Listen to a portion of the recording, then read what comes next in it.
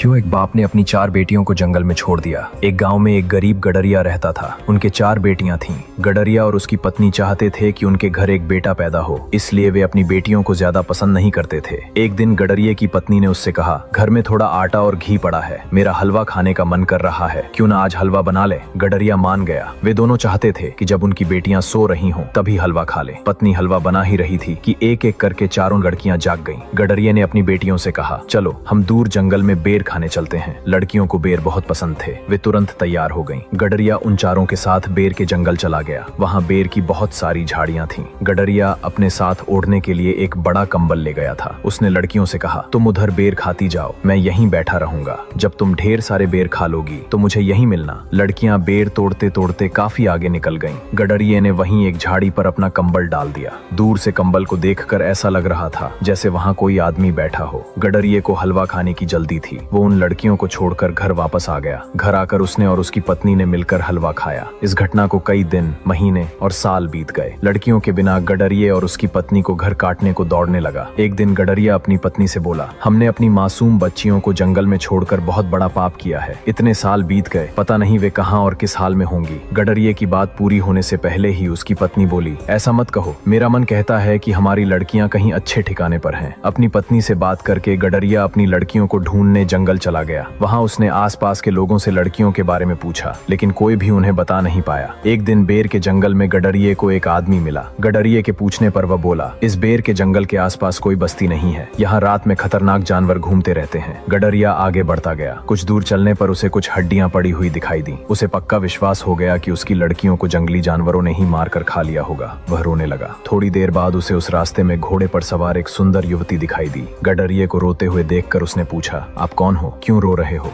गडरिये ने उसे पूरी बात बताई। गडरिये की बात सुनकर वो मुस्कुराई। वो बोली, मैं भी आपको एक कहानी सुनाती हूँ। गडरिया बोला, सुनाओ। आगे की कहानी जानने के लिए वीडियो को लाइक करें